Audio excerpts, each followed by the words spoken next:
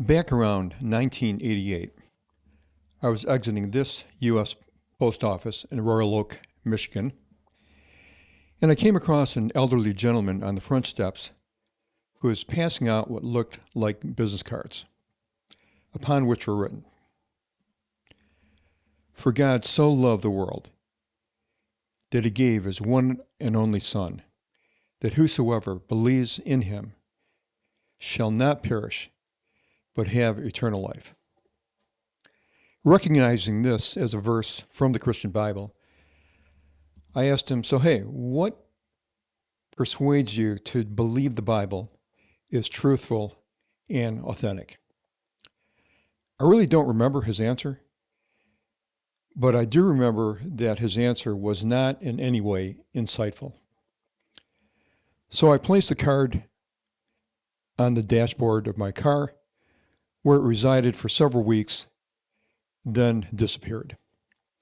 So I concluded this man had nothing more than blind faith, that he had no evidence for what he believed. I had grown up in the church, but then having a heavy background in the sciences from my college days, I evolved into a pretty hardcore unbeliever due to lack of evidence. Now, there's nothing inherently wrong with blind faith, but blind faith is really inadequate for a large percentage of the people who are unsaved. Then in the early 1990s, I ran across this Bible verse: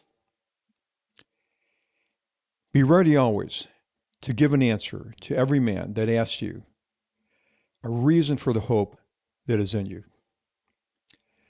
I became a believer about 1992, not due to blind faith, but due to evidence, to reasonable evidence. So let's examine this evidence that I found, and it's really pretty simple. There are two simple steps. Step one is the theory of evolution. The very first college class I attended back in the 1980s was Biology 101. The professor cited this in his first lecture. This is what he said. He said, "I am entirely an atheist. Nevertheless, we need to be honest and scientifically accurate about the theory of evolution. One of the primary premises of the theory of evolution is that life was created by chance. That millions of years ago, all these chemicals were present in some primordial pond. And all these chemicals came together and formed the first DNA molecule, which then formed a single cell living organism, which then evolved over millions of years into all the life we see today." And he said, the probability of this is zero. DNA, which is the basis of all life, is far too complex to have been created by chance. He said, again, "I'm entirely an atheist.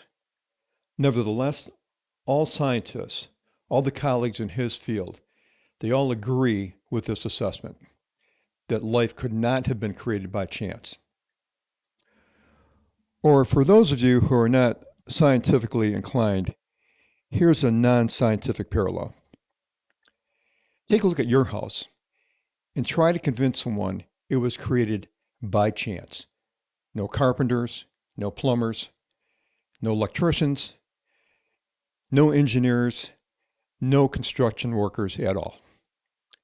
That maybe a very strong wind blew through a junkyard, whipped up lumber, dirt, steel, and a host of other materials that somehow created your house, all by chance. So to believe in the theory of evolution, it takes, guess what? It takes blind faith. Blind faith. And the college professor concluded by citing, "Therefore, anyone considering this evidence with any degree of intellectual analysis cannot conclude that life came about by chance. Life must have been created by some creator. Life must have been created by some creator. And guess what? It seems this was predicted 2,000 years ago in the Bible, in the book of Romans, for the invisible things of him, from the creation of the world, are clearly seen, being understood by the things that are made, even his eternal power and Godhead, so that we are without excuse. In these invisible things, what do you think they were talking about? So that's step one, the theory of evolution. There must be a creator. Step two is then, who is this creator? Consider these 8 guys who lived around the first century: Matthew, Mark, Luke and John, Peter, Paul, James, and Jude. These are the authors of the Bible's New Testament. Is it plausible that these 8 men were liars?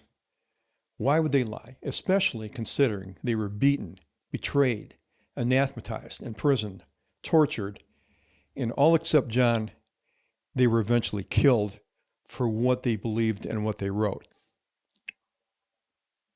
Or is it plausible they were lunatics?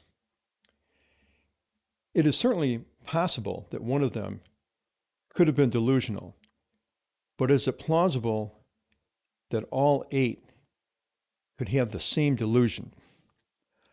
All 8 authors wrote, in essence, the same historical account of Jesus Christ. Have you ever heard of a group of crazy people who formed a consensus? Therefore, being rational, modern era human beings, we come to the only possible conclusion: that Matthew, Mark, Luke, John, Peter, Paul, James, and Jude are legitimate historians, and the historical account they wrote regarding Jesus Christ is truthful and authentic.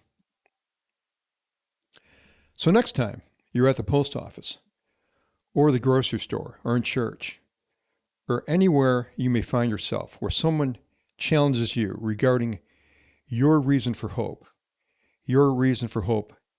in Jesus Christ, you can now provide a simple, irrefutable answer.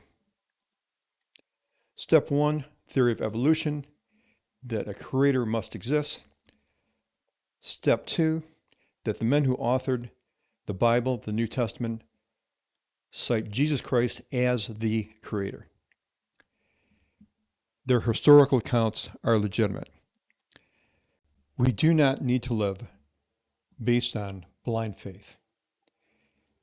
The evidence of the validity of the historical account of Jesus Christ in the Bible is truthful, authentic, and reaches across the past 2,000 years with irrefutable clarity.